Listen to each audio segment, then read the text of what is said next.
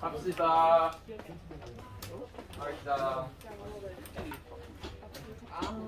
보면 우리가 여태까지 유전과 관련된 현상이란 개념에 대해서 드디어 학습을 거의 마쳤습니다.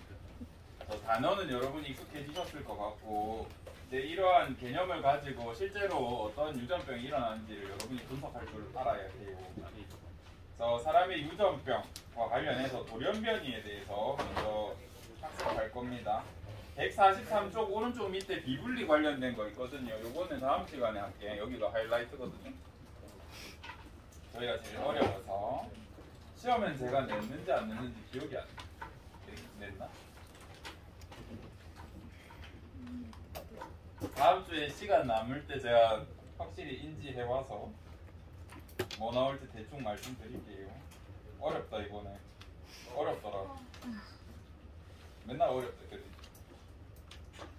쉽다 한 적 있었니?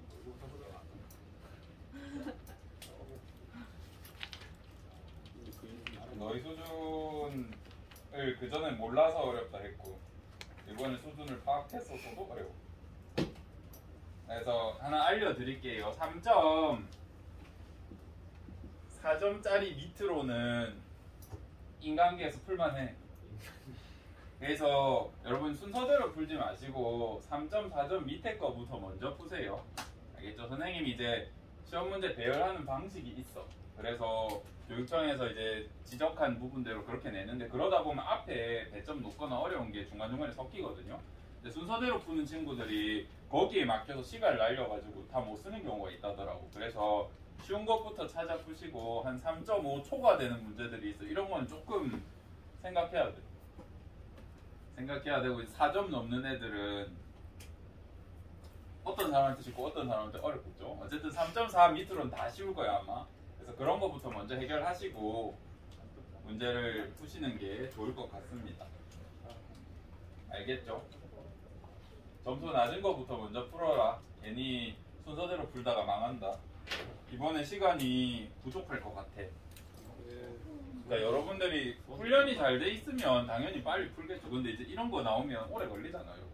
막 하나하나 이게 저건가 아닌가 이렇게 그려보고 있을 거 아니에요. 근데 그러시면 등급이 잘 안 나올 것 같고 따다다다다다다다다 오케이 이렇게 돼야 돼요. 연습을 좀 하셔야 된다.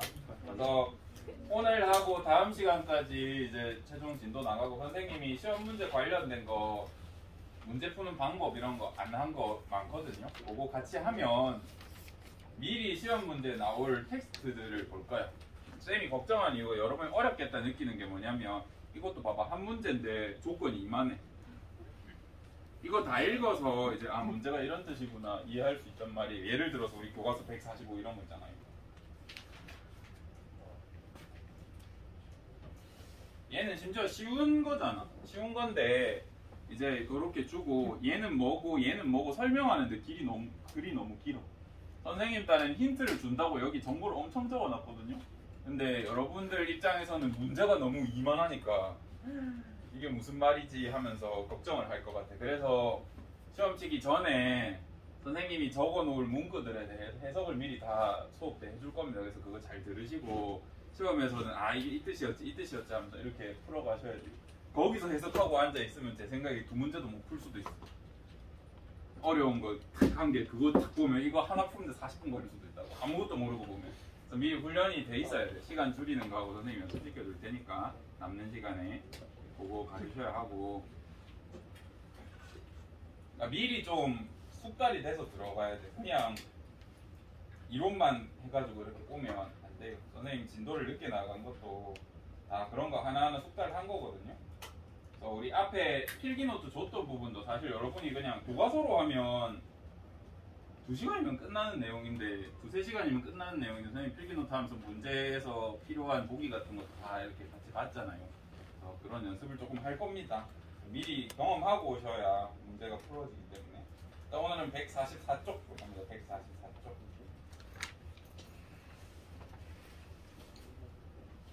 뭐지? 왜 안 펴놨지?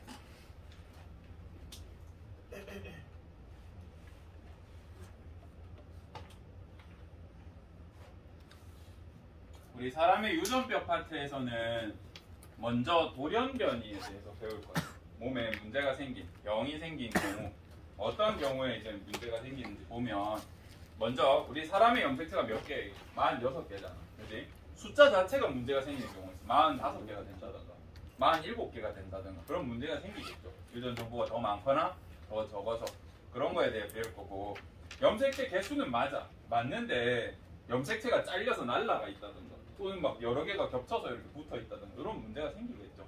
그런 것들 배워볼 거고 그 다음 염색체는 겉으로 봤을 때 아무 문제 없는데 유전자 글자가 이상한 경우가 있어. 그래서 그런 부분들 볼 거예요. 먼저 그거 하기 전에 핵형 분석 교과서에서 여기 한번 보세요. 우리가 핵형 분석이라고 하면 염색체, 특히 체세포 분열 중기쯤에 염색체가 잘 보이니까 거기서 세포를 터뜨려가지고 우리가 사진을 찍어서 이렇게 봅니다. 이렇게 쫙 나열해봤을 때 지금 여기 봐봐. 뭐가 달라? 숫자가 다르잖아요. 이런 거 돌연변이라고. 이렇게 우리가 뭘로? 핵형 분석으로 일부 돌연변이를 찾아낼 수 있어. 핵형이 뭐야? 뭐 보는 거야? 수, 모양, 크기까지 봐. 핵형 분석을 하면 이렇게 핵을 이렇게 염색체를 쫙 펼쳐놓고 숫자, 모양, 크기를 봐. 그래서 여기가 예를 들어 16번 염색체 여기가 날라갔어. 그러면 짧은 게 보이겠죠. 그죠? 그래서 찾을 수도 있고 또는 16번 염색체 중복돼가지고 혼자 이만하게 길어. 이런 것도 우리가 찾아낼 수 있거든요. 핵형 분석으로. 그래서 일부 돌연변이 찾아낼 수 있다. 근데 여기 안에 글자가 바뀐 건 이걸로 볼 수 있어? 보기 힘들겠죠. 글자 하나 바뀐 거. 그런 거 우리가 한번 같이 볼 겁니다.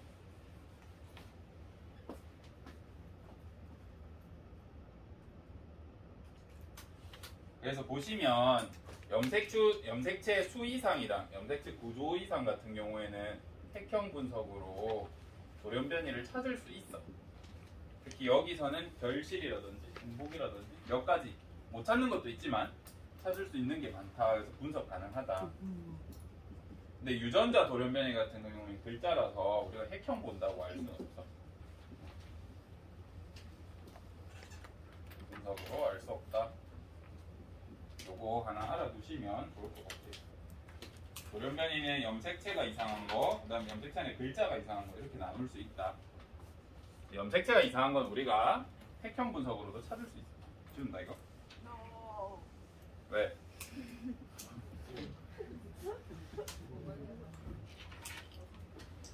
유전병은 염색체나 유전자가 이상으로 형질에 이상이 나타나는 거.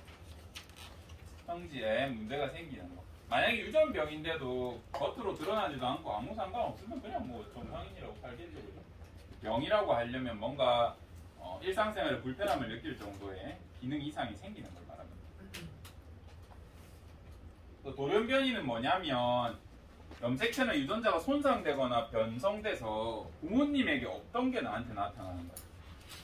보인자랑은 조금 다릅니다. 보인자는 부모님이 가지고 있는데 안 드러난 거잖아. 그지? 그게 나한테 드러날 수 있다. 이건 돌연변이를 안 하고 부모님이 안 가지고 있는데 나한테 오는 도중에 문제가 생겨서 글자가 바뀐다거나 한 거야. 그런 경우는 우리가 돌연변이라고 합니다. 이 사진 보면 이제 이 뭐게? 붕어인가 잉어인가 그래. 예, 후쿠시마 거기서 잡은 건데 돌고래 비슷하게 생겼죠. 예, 크기는 돌고래만 하진 않고 이렇게 이제 이런 돌연변이가 생길 수 있어. 돌연변이가 생기려면 결정적으로 염색체나 유전자 이상이 있어야 되잖아. 그래서 DNA를 변화시킬 수 있는 것들을 우리가 전부 다 발암 물질이라고 해요. 이렇게 여기 유전자에 문제가 생기는 경우, 예를 들어서 방사능, 예를 들어서 X선, 예를 들어서 감마선, 예를 들어서 자외선, 그 다음에 기타 등등의 발암 물질들이 유전자에 영향을 줄 수 있으면 우리가 다 발암 물질이라고 그래요. 그래서 여러분들이 엑스레이 찍을 때 엑스레이 혹시 안 찍어본 사람? 엑스레이 안 찍어본 사람 없어? 있어? 없어? 아 그러면 알겠네. 그 의사 선생님, 방사선 선생님이 이렇게 맨날 다리 이렇게 다리 아파 죽겠는데 맨날 다리 이렇게 하래. 발목이 부러져서 아픈데 이렇게 세워보래. 세워놓고 잠시만 기다리세요. 움직이지 마세요. 됐습니다. 이렇게 하잖아요. 이런 이유가 있어. 우리가 엑스레이라고 하는 것도 유전자에 영향을 준단 말이죠. 그래서 몇백만 분의 1초만 잠깐 째기 때문에 우리가 문제가 없는 거지. 예를 들어서 0.0001초 정도라도 우리가 X선을 쭉 째잖아요. 그럼 죽어. 한 2주 있다가. 유전자가 다 깨져. 굉장히 위험합니다. 그래서 방사선과 선생님들 보면 항상 엑스레이 찍는데 보면 앞에 해골 바가지 표시 있고 철문이 있고 그 안에 들어가서 사진 찍을 때 본인은 나가. 그지? 그래서 엑스레이를 찍을 때 우리는 잠깐 찍잖아요. 근데 방사선 찍으시면 하루에 몇십 장씩 찍을 거 아니에요. 점점 노출되는 시간이 길어서 그분들은 계속 암 검사를 해보셔야 돼요. 그리고 우리가 권장하는 문 두께가 있어. 이렇게 엑스레이가 통과 못하는. 그게 아마 철문 구리문일 때 50cm 두께예요. 근데 그런 병은 잘 없잖아. 그치? 그래서 그분들도 문 닫고 찍지만 찍을 때마다 이렇게 피폭을 당할 겁니다. 그래서 엑스레이 너무 많이 찍으면 안 좋다. 예전에 얘기해줬는지 모르겠는데 그래서 과학자들 중에 처음에 엑스레이, 감마레이 발견하신 분들은 어떻게 했다 그랬어? 처음에 이렇게 착각 찍었는데 손 뼈가 보이네? 하다가 죽었어. 계속 찰칵 하다가 신기해서 찍어보다 돌아가셨다고. 다 안 걸리셔가지고. 실제로. 그래서 굉장히 위험하다. 돌연변이 생기니까 그때는 몰랐으니까. 그래서 염색체 숫자가 이상한 경우가 있어. 이건 우리가 내일 배울 건데 생식세포 분열하다가 가끔씩 제대로 N은 23이 만들어져야 되는데 N은 22가 된다든지 N은 24가 된다든지 이런 문제가 생길 때가 있습니다. 그럴 때 염색체 수이상이 발생할 수 있어. 분리가 제대로 안 일어났다고 해서 비분리라고 다음 시간에 배울 거다. 먼저 예시부터 볼 거야. 증상이랑 병 이름 요거는 알아야 됩니다. 144쪽에 있어. 144쪽. 다운 증후군인데 그림이 없어서 다운 증후군 걸린 친구들은 대부분 이렇게 생겼어. 생긴 게 비슷해. 얘 가장 큰 특징은 21번 염색체가 생긴 거예요. 그거 교과서에 줄 쳐라. 굉장히 중요합니다. 다운 증후군은 연구도 많이 돼 있고 시험 문제도 진짜 많이 나. 다운 증후군.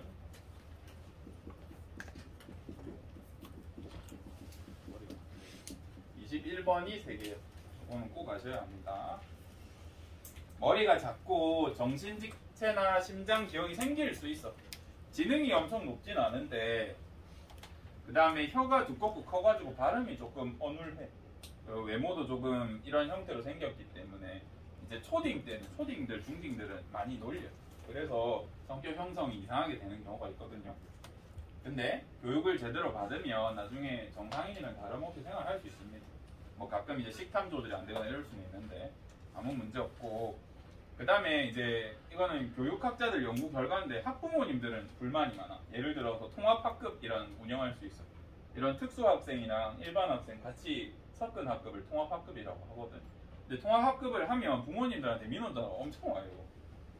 근데 이제 교육학적으로 우리가 분석해보면 통계를 보면 만약에 반에 특수학생이 하나 있잖아. 그리고 일반 학생이랑 같이 생활하면 얘도 지능 향상, 여러분도 지능 향상돼.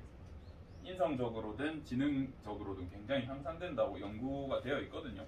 그래서 통합학급을 운영하는 게 훨씬 좋습니다. 그래서 교육받으면 정상생활이 가능하고 여러분들 인성, 지능도 같이 올라가면 또 외국인 유학생이 우리 반에 와. 그런 경우에도 이제 왜요? 그런 경우에도 유학생도 향상되고 여러분들도 지능이 굉장히 향상됩니다. 그러니까 통합학급 운영은 부모님들 그냥 생각하기에는 안 좋다 생각하겠지만 여러분들한테 굉장히 긍정적인 영향이 있으니까 알아두시면 좋겠습니다. 어쨌든 그래. 이 그래프는 뭐냐면 밑에 이제 잘 안 보이겠지만 숫자가 있어. 여기 20, 25, 30, 35, 40, 45예요. 이게 뭐냐면 나이대별 다운 증후군 아이를 출산할 확률이에요. 나이별. 이게 100명 기준인지 1000명 기준인지 정확하게 기억 안 나요. 좀 오래돼가지고 기준 없나? 쌤 기억에 1000명 아니면 100명이었던 것 같습니다. 확률을 보면 40살 딱 넘어가는 순간 수직 상승으로 올라가. 그래서 노산을 하게 되면 유전병도 발생할 수 있고 굉장히 위험합니다.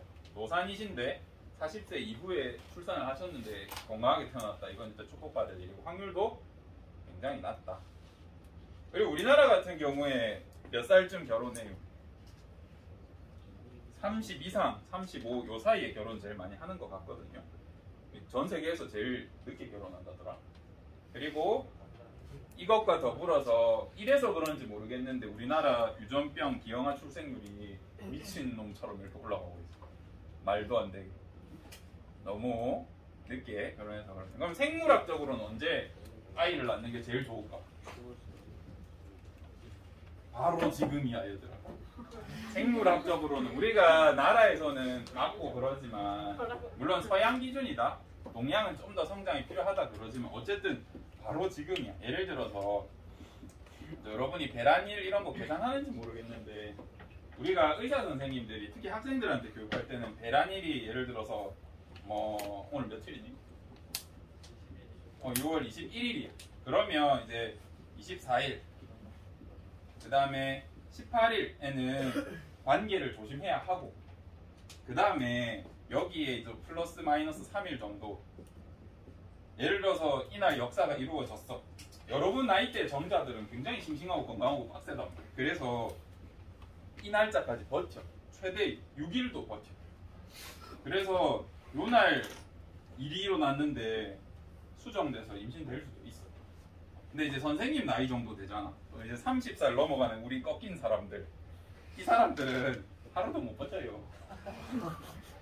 그래서 딱 맞춰서 정조준 발사하지 않으면 아이가 웬만하면 잘 안 태어나. 그래서 여러분 나이 때는 특히 피임이 중요하고 여학생들도 몸이 되게 건강한 편이란 말이야. 물론 아직 조숙하지 않아서 덜 성숙한 친구들 있을 수 있지만 그런 친구들도 난자도 건강하고 정자도 건강하기 때문에 조심해야 돼. 그래서 항상 피임하시고 그다음에 어릴 때 너무 잘 돼. 생물학적으로 완벽한 시기거든요. 그래서 조심하셔야 됩니다. 원하지 않는다고 하면 아이도 힘드니까. 그래서 우리나라 같은 경우에 요때 그리고 연예인들 보면 연예인들 보통 결혼 시기가 굉장히 늦는 것 같지 않아? 아예 빨리 결혼하시거나 커리어 쌓으신 다음에 요쯤 결혼하시잖아. 그렇지? 외모는 완전 동안인데 우리 생물학적으로는 거의 맛이 간 상태셔. 생활도 규칙적이시지 않으시고 그래서 겉으로는 되게 화려하고 잘 괜찮아 보이지만 그런 분들 결혼하고 나면 TV 프로그램 보면 조금 더 주목받긴 하지만 TV 프로그램 보면 좀 힘든 친구들이 많아요. 그쪽 계통 노산을 하셔서 그래요. 노산을 하셔서 또 본인들 또 출산하고 나서 또 바로 다이어트 해가지고 짠 이렇게 나타나는 거 좋아하시니까 무리하게 하시다가 이제 아이들이 영향을 안 받습니다. 우리나라 같은 경우에는 되게 낙태율이 높은 것 같아요. 불법이거든요. 명백히 불법인데 낙태하는 것 같아. 많이. 그리고 유산에 대해서도 여러분이 이제 혹시나 이제 여러분들이 나중에 그런 경험을 할지도 모르잖아요. 아무도 모르는 거잖아. 높아. 100명, 1000명 중에 나중에 막 나이 먹어서 결혼하면 3% 이렇게 3명 나온다고. 그래서 되게 확률도 높기 때문에 본인이 예를 들어서 여러분의 자녀가 혹시나 문제가 있거나 돌연변이가 있거나 기형아일 경우에 어떻게 할 건지 그런 것도 한번 생각해 보시고 가치 판단을 잘 한번 해보십시오. 생각보다 많다. 그래서 여러분도 못 피해갈 수도 있다. 그럼 그럴 때 어떻게 대처할 건지 어떻게 삶을 선택할 건지 판단하시고 또 유산율도 요즘에 너무 높아요. 우리 위의 세대, 여러분 딱 부모님 세대까지는 위생적으로는 지금보다 문제가 있었지만 조금 더 괜찮았던 것 같고 선생님 딱 세대 조금 플러스 마이너스 5살 세대는 위생적으로는 좋았어. 보건 환경적으로는. 근데 식품 첨가물에 대적시되었다고.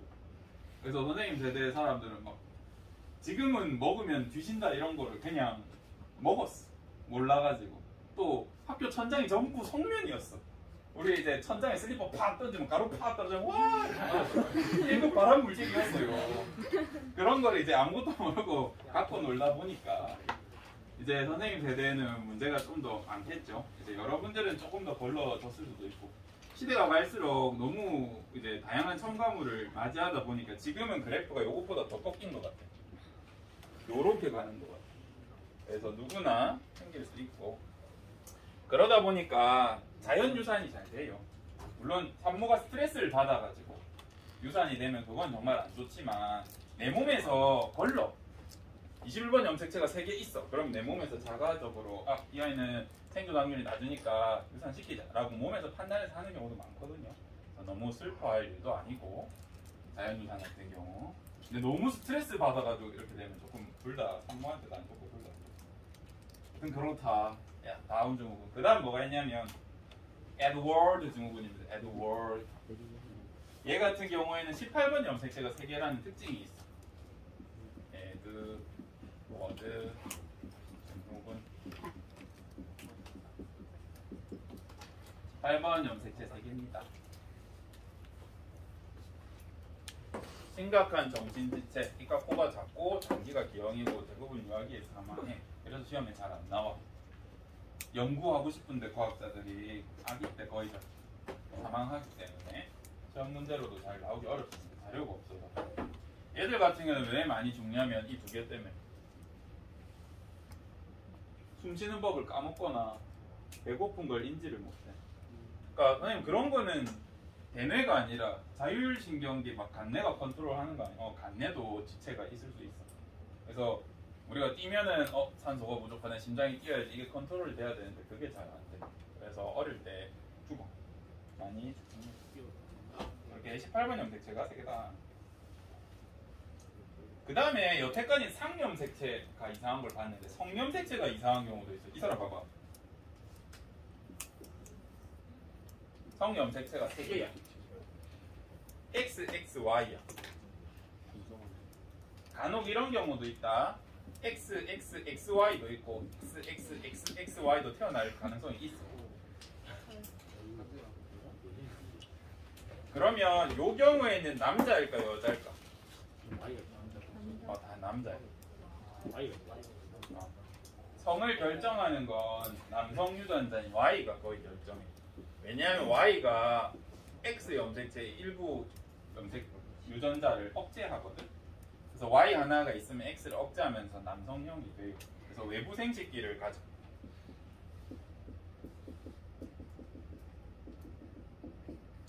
근데 요거 같은 경우에는 클라인펠터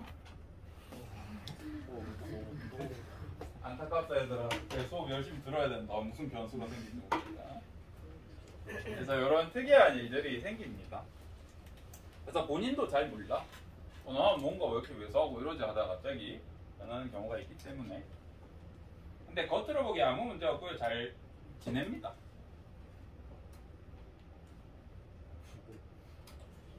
이제 성염색체에 어떤 특징이 있는 친구가 있냐면 터너 증후군이라는 애가 나올 수가 있어.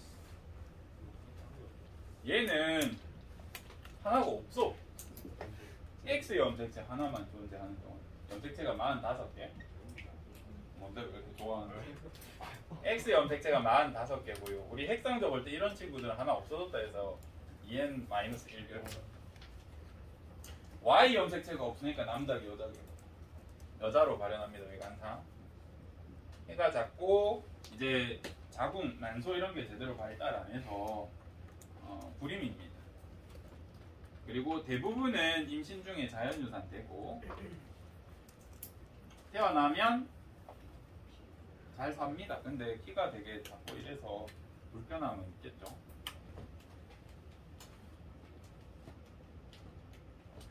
요거 같은 경우에는 X 제로 이렇게 적기도 해. 성염색체 X 빵 이렇게. 그래서 2개 더했다. 클라인펠터 증후군.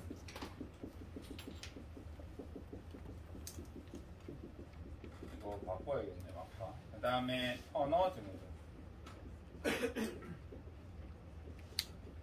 클라인펠터 증후군은 성염색체가 X, X, Y고요. 터너는 X, 빵보다 이렇게 알아주시면 됩니다.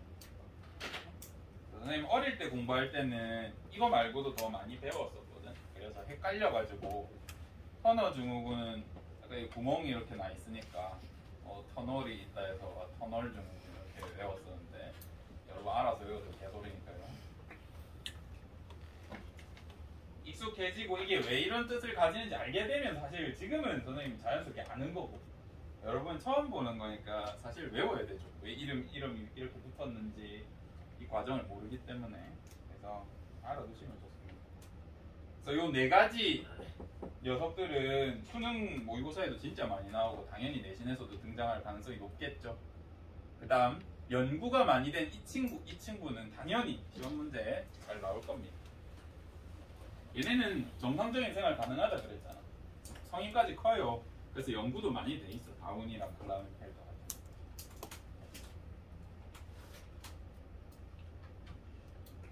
우리 이때까지 한 게 염색체 무슨 이상? 수 이상.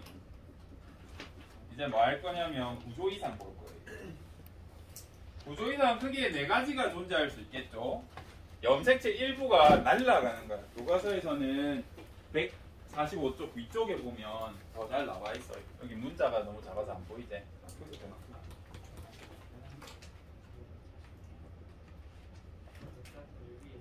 146이야? 146 위에 한번 보시면 이렇게 A, B, C, D, E, F, G라는 유전자가 있어야 되는데 여기 A라는 유전자 날라갔어. 그러면 DB도 짧겠죠, 구조적. 그래서 핵형 분석으로 볼 수 있다. 얘 같은 경우 핵형 분석 가능하다. 대표적으로 결실 때문에 걸리는 게 5번 염색체 결실, 고양이 울음 증후군. 요 같은 건 조금 이따 보자.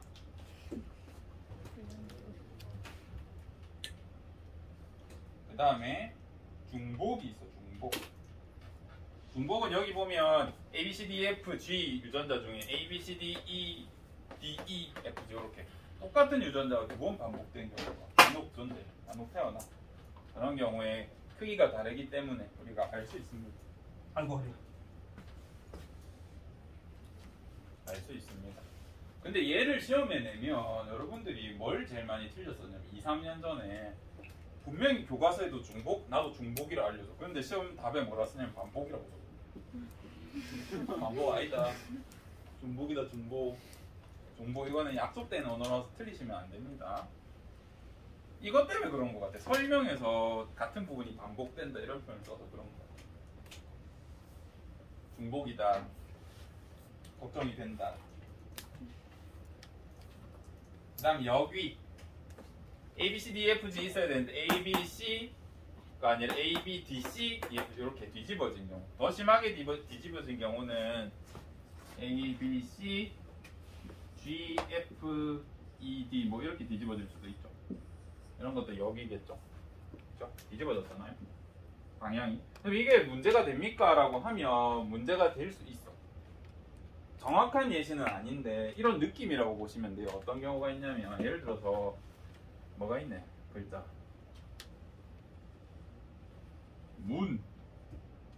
문이라는 글자가 역순으로 배열된다 생각해봐. 이렇게 읽혀야 되는데 거꾸로 읽히면 어떻게 돼? 눔이 돼.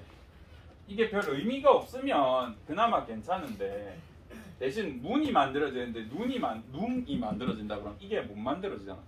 그죠? 그래서 이런 문제가 생길 수 있고 또 얘가 다른 의미까지 가지면 이제 문제가 생겨. 이해되시죠? 마찬가지로 예를 들어서 만약에 몸이라는 글자가 있었어. 얘는 뒤집어서 해도 어떻게 돼? 이런 경우에는 티도 안 나겠죠. 여기인데 침묵 돌연변이가 일어날 때가 있어. 아무 흔적도 안 보이는. 그런 건 문제 없겠죠. 근데 이렇게 뭔가 바뀌는 경우 문제가 될 수 있습니다. 여기 전좌. 전좌는 지금 왼쪽에 다 정상을 그려놨는데 얘네 상동이야 상동이 아니야. 상동이 아닌 경우에 특히 상동인 경우에는 봐봐. 빨간 분필, 파란 분필이 있는데 얘네가 이렇게 전자가 일어나서 별 문제 있겠니? 딱히 문제 없단 말이야. 근데 상동이 아닌데 예를 들어서 이게 1번 염색체고 이게 한 18번 염색체 되는데 여기가 바뀌었어.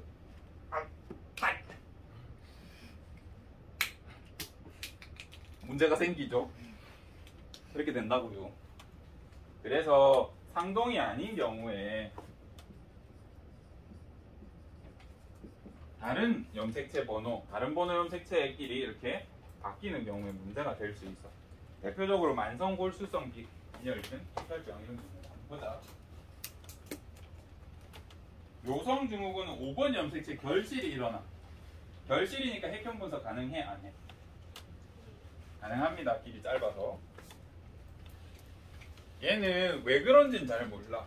근데 이 친구가 태어나면 뭐 지능이 낮고 이런 건 떠나서 말을 잘 못해. 이렇게.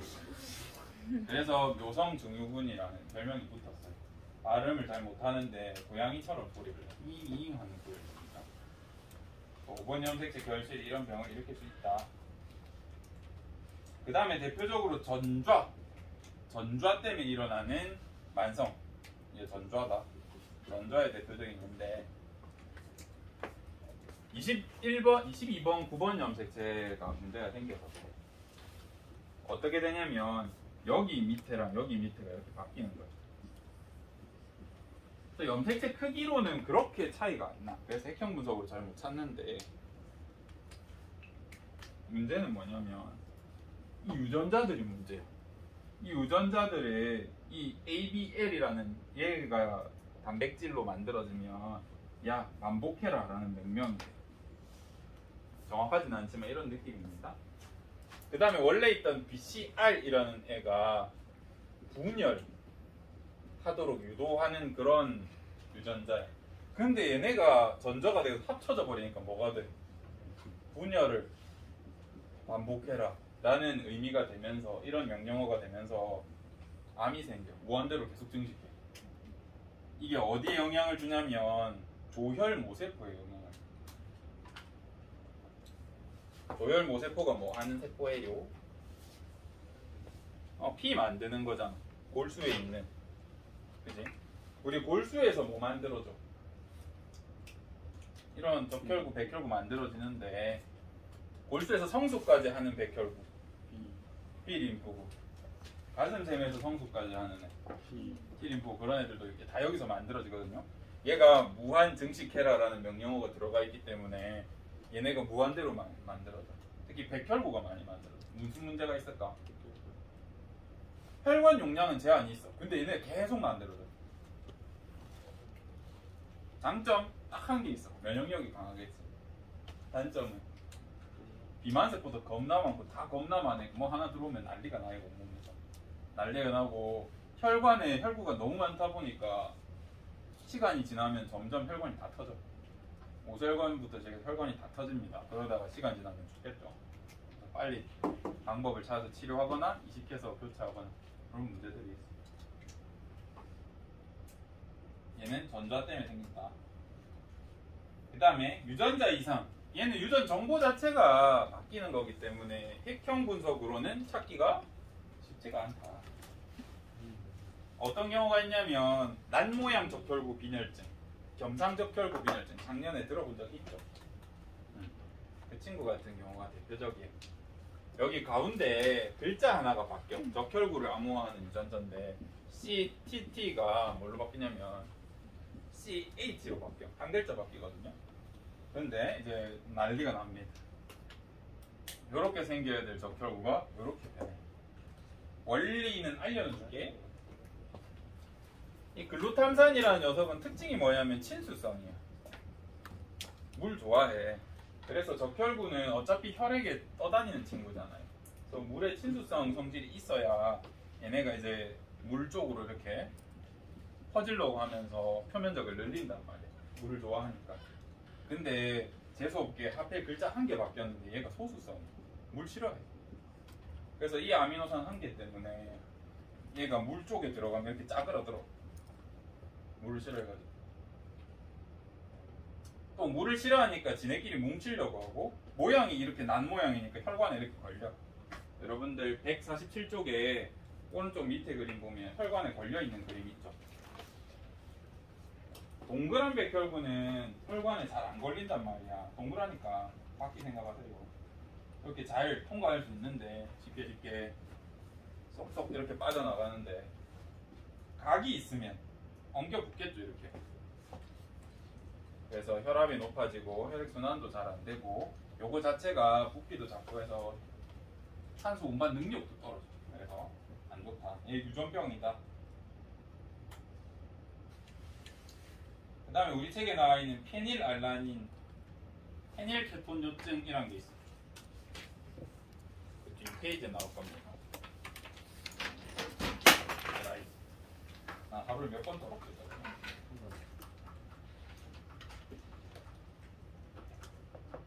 여기 보시면 이제 다양한 유전병에 페닐케톤요증이라는 게 있고, 이 친구는 알비노야. 흑인 친구야, 흑인 친구. 흑인 친구인데 멜라닌 색소 만드는 유전자에 이상이 생겨서 하얗습니다. 눈동자 여기 검게 보이는데 이건 보정한 거 같고, 실제로 보면 눈동자 빨개. 왜 빨갈까? 색소 못 만드니까 그냥 피색이 그대로 있어. 그래서 우리 동공은 어떤 역할을 해야 돼? 빛이 들어오면 여기로만 들어와야 되잖아요. 여기는 색소가 사실 검게 해서 빛을 막아준다고요. 근데 색소가 없으니까 어떻게 돼? 빛이 그냥 다 들어와. 눈이 잘 안 보여. 세상이 좀 빨갛게 보이고 그래. 저거 보고 싶으면 저기 빛만 좀 집중해서 들어와야 되는데 여기 막 다 들어온단 말이에요. 그래서 뿌예 세상이. 그래서 힘든 친구입니다. 페닐케톤요증도 설명만 해줄게. 시험에 안 낼 거다. 페닐케톤요증은 우리 몸의 필수 아미노산 중에 페닐알라닌이라는 게 있어. 필수 아미노산이니까 우리 몸에 필요하겠죠. 먹어줘야 돼. 근데 얘는 우리 몸에 들어오면 얘는 이런 애들인데 PKU라는 어떤 효소로 인해서 이 페닐알라닌이 티로신이라는 또 다른 형태로 바꿔줘야 돼. 전환되어야 해. 이거 안 적어도 된다. 여기까지는 몰라도 돼. 바꿔줘야 되는데 얘 만드는 유전자가 고장난 거야. 그러면 얘가 얘로 전환되면 어때? 이렇게 못 만들어지겠죠. 그죠? 그럼 체내에 무슨 농도가 올라갈까? 얘 농도가 높아져. 그럼 얘가 농도가 높아지면 내 몸에서 무슨 일이 생기냐면 얘를 페닐 산 같은 걸로 바꿔. 쉽게 표현하면 이런 이상한 다른 물질로 바꿔버려요. 농도가 높으면. 이게 문제가 돼. 이게 신경계를 부술 수 있어. 신경계 파괴. 그래서 뇌 손상이 와. 어릴 때 이 병이 있는지 모르고 애기한테 단백질 좋대요 여보 하면서 이렇게 단백질을 막막 먹인단 말이야. 좋습니다 하고 단백질 다다닥 먹이면 애 바보 된다고. 그래서 미리 체크하셔야 될 부분이에요. 그럼 얘 같은 경우에는 어떻게 극복할 수 있을까?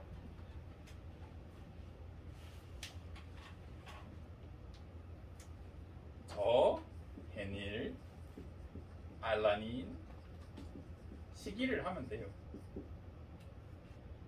선생님 동풍 같은 거야. 페닐알라닌은 안 먹으면 돼. 그래서 페닐알라닌이 없는 음식 위주로 먹으면 되는데 대부분 음식에 저게 없지도 않을 뿐더러 저게 없으면 맛이 없어. 그래서 선생님도 이제 어릴 때 배울 때는 별 생각 없어서 저렇게 시기하면 괜찮구나 했는데 저 친구들이 먹는 밥이 있거든요. 그래서 토할 것 같아. 진짜 맛없어. 그걸 평생 먹어야 돼. 다 클 때까지. 재수. 안타깝더라고요. 힘든 친구인데. 그 다음에 헌팅턴 무도병이라는 게 있어. 얘도 단백질 이상인데 신경계랑 근육이 조금 컨트롤이 안 됩니다. 그래서 춤추는 것처럼 걸어. 말도 잘 못하고 여기 보면 무빙이 나오죠. 이렇게 걸어. 그래서 이런 친구들 보면 잘 도와주십시오. 본인이 이렇게 되고 싶어 된 것도 아니니까. 그래서 옛날에 그 과학자들 1900년대 과학자들 이렇게 그려놨어. 애가 계속 이렇게 다니더래. 이게 왜 그런지 모르겠다. 아무리 연구해도 했는데 나중에 보니까 유전병이었습니다. 그런 것들이 있다. 그래서 현상으로 받고 다음 시간에 생식세포 분열에서 비분리 볼 겁니다. 비분리. 오늘 일단 여기까지 하고. 뭐가 꺼줄래?